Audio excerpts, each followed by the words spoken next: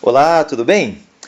Hoje de manhã eu fiz uma leitura de Tiago capítulo 4 e eu fiz uma anotação na minha Bíblia, algumas anotações e uma reflexão. Deus falou ao meu coração, especialmente nos primeiros 10 versículos do capítulo 4. E eu quero compartilhar isso com você, tá bem? Nesse texto, Tiago 4, de 1 a 10, o que acontece aqui? Nos primeiros 3 versículos, Tiago descreve uma situação que talvez seja a sua situação. Sabe? Talvez esses 3 versículos mostrem exatamente o que você tem vivido, o que você está vivendo. Certo? Nos 3 versículos seguintes, ele explica isso, ou ele mostra a consequência disso. Tá? Melhor dizendo que nesses 3 versículos seguintes, versos 4, 5 e 6, ele mostra a causa, tá? Ele mostra a causa dessa situação aqui. Então aqui a gente tem a situação, aqui ele mostra a causa dessa situação. No verso 7, ele vai mostrar a solução. No verso 7, ele mostra a solução. E nos últimos 3 versos, 8, 9 e 10, ele mostra essa solução de uma forma mais específica. Ele faz uma aplicação, tá? Ele mostra de forma mais clara, o que você precisa fazer para resolver, para mudar essa situação inicial descrita aqui. Certo? Vamos lá, então eu vou fazer um esquema do lado aqui para ficar mais fácil de entender. Então, ponto 1. Eu vou colocar aqui, ponto 1. A situação, tá? A situação de muitas pessoas. E talvez a sua, tá? Talvez a sua. Aqui dos versos 1 a 3, tá? Que situação é essa? Tiago diz assim: de onde vêm as guerras e as brigas que há entre vocês? Não vêm das paixões que guerreiam dentro de vocês? Vocês cobiçam coisas, mas não a têm. Matam e invejam, mas não conseguem obter o que desejam. Vivem lutando e fazendo guerras, não têm porque não pedem. Pedem, mas não recebem, porque pedem com más intenções a fim de gastar nos seus prazeres. Você percebe que é uma situação trágica que Tiago descreve aqui. Ele descreve pessoas que vivem buscando os seus prazeres, que vivem atrás dos seus sonhos, que vivem atrás de realizar as suas vontades, mas que estão num contínuo estado de frustração. Eles não conseguem, tá? Vocês cobiçam coisas, mas não a têm, matam inveja, mas não conseguem obter o que desejam, tá? São pessoas que estão aí. Matam inveja aqui é uma metáfora, tipo assim, de gente que faz tudo o que precisar. Eu morro e mato para conseguir o que eu quero, mas eles não desejam isso, tá? Não tem porque não pedem a Deus, e quando pedem a Deus, não recebem, porque pedem com intenções egoístas, a fim de gastar nos seus prazeres. Ou seja, o quadro aqui é um quadro de pessoas que vivem consumidas pelos seus desejos, pelas suas vontades, pelas suas paixões, pelos seus sonhos, mas vivem num contínuo estado de frustração. Essa é o quadro geral que Tiago descreve aqui nos versos 1 a 3. Tá? Em seguida, ele vai descrever o porquê isso.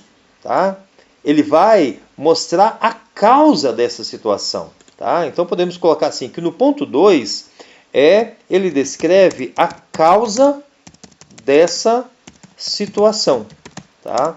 Então, dos versos 4 a 6. Ou seja, por que essas pessoas aqui vivem atrás dos seus desejos e não conseguem o que querem, mesmo quando pedem a Deus, elas não recebem?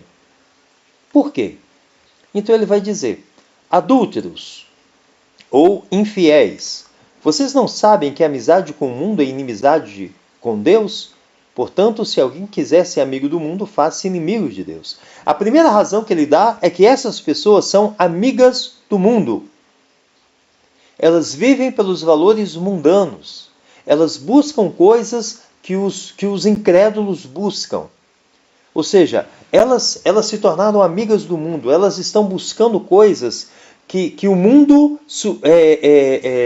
diz para elas buscarem. Elas estão vivendo uma vida mundana. Então, os seus prazeres são prazeres mundanos, os seus sonhos são sonhos mundanos, seus valores, suas prioridades, tudo isso é pautado pelo mundo, tá? São pessoas que se tornaram amigas do mundo. E ao se tornarem amigas do mundo, elas se fazem inimigas de Deus, tá? Elas se fazem inimigas de Deus, tá? E aí ele vai dizer, né? O Espírito que Deus fez habitar em nós tem ciúmes. E ao nos tornarmos inimigos de Deus, esse Deus não atende às nossas orações, por quê? Deus se opõe aos orgulhosos.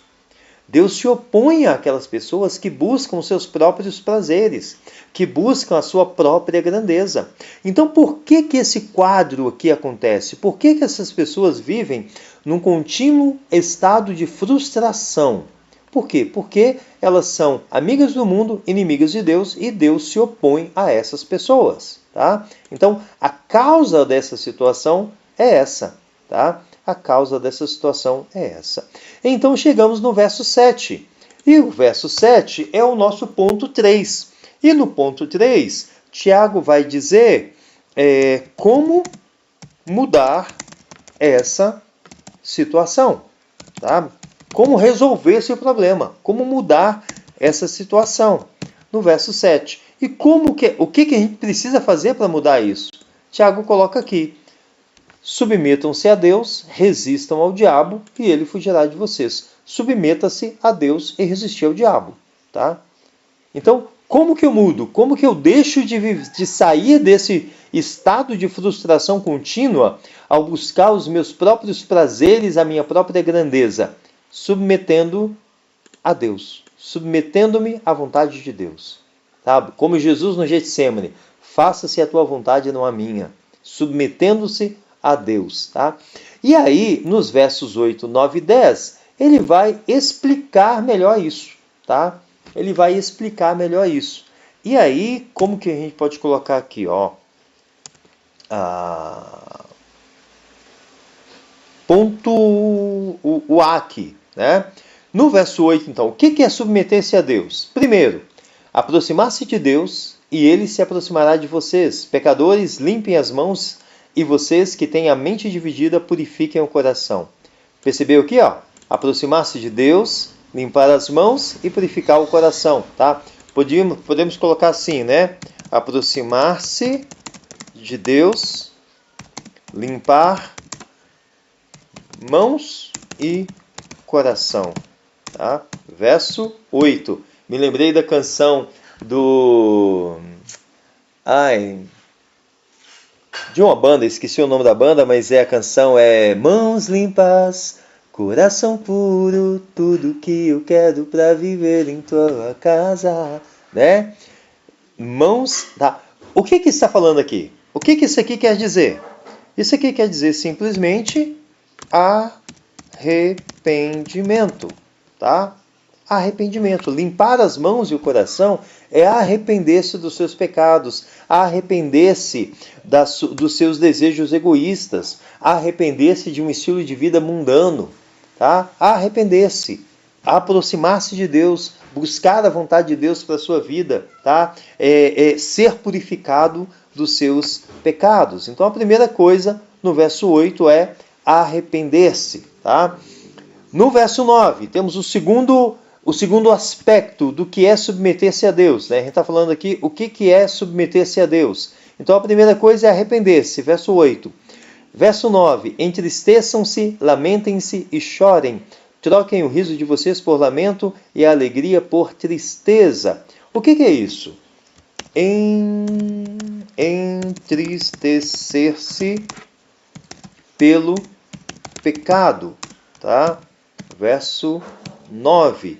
Isso aqui é arrependimento em um nível mais profundo, tá? A gente não está falando aqui simplesmente de arrepender-se daquilo que fizemos de errado, mas entristecermos por aquilo que fizemos de errado. Muitas vezes nós nos arrependemos de uma fofoca, de uma maledicência, mas a gente não se entristece por ter feito isso. A gente não chora pelas nossas misérias espirituais. Tá? Isso aqui, quando entristecer-se pelo pecado, é perceber,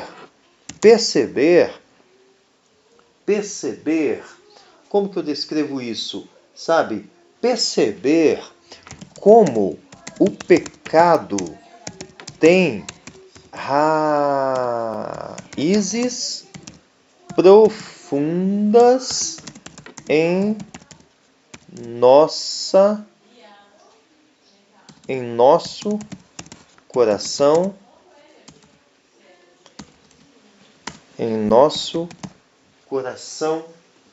tá? E na nossa mente, tá? Em nosso coração e na nossa mente, tá? Nós, sabe, como o pecado, eu até colocaria aqui, ó, e a maldade, tá?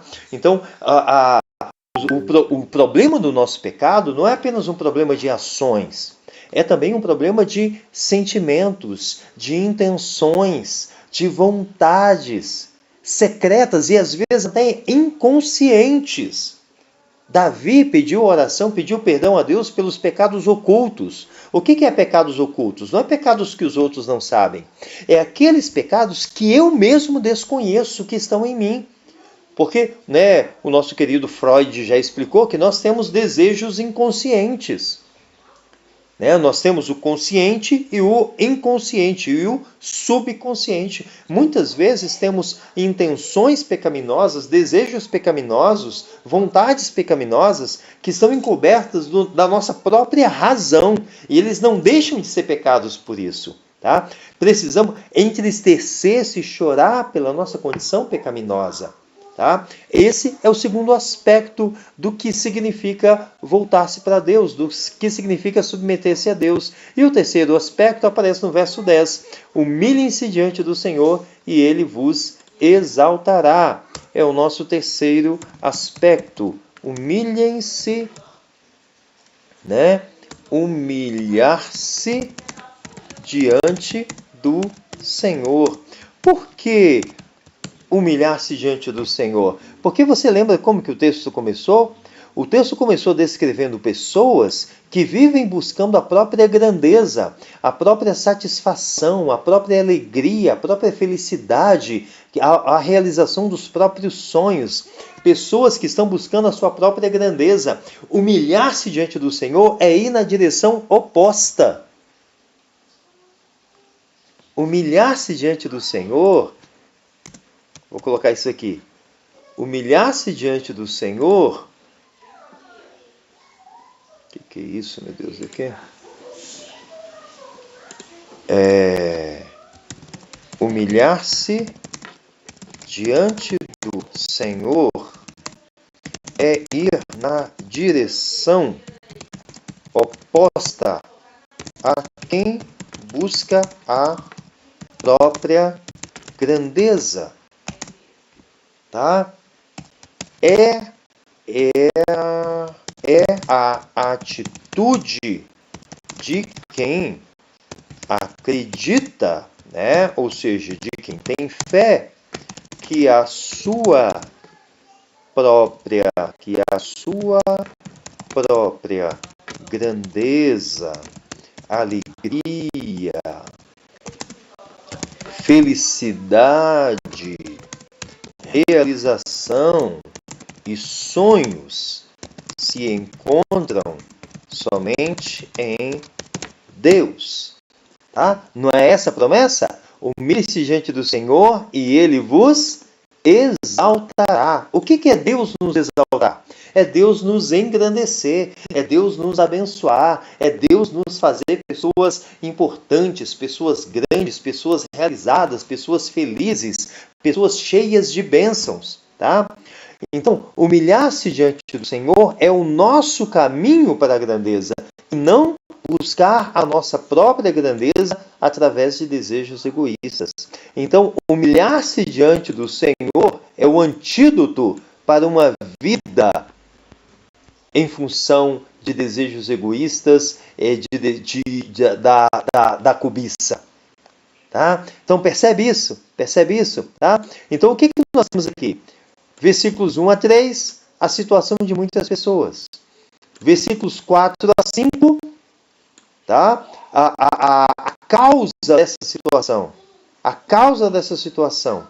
Ou seja, pessoas que se tornam amigas do mundo, que se tornam governadas pelos valores do mundo, tá? E não recebem nada de Deus porque Deus se opõe a elas, tá? Elas se tornam inimigos de Deus, tá bem?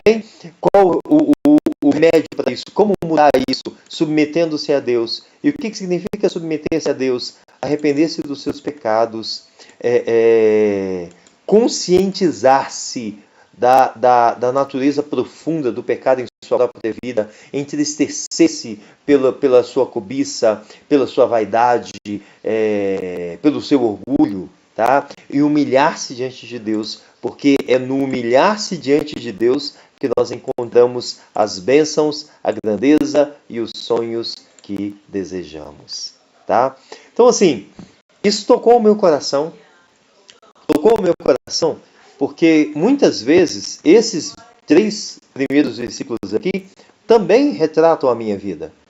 Muitas vezes eu me encontro, tá, vivendo e fazendo guerras em razão dos meus desejos egoístas.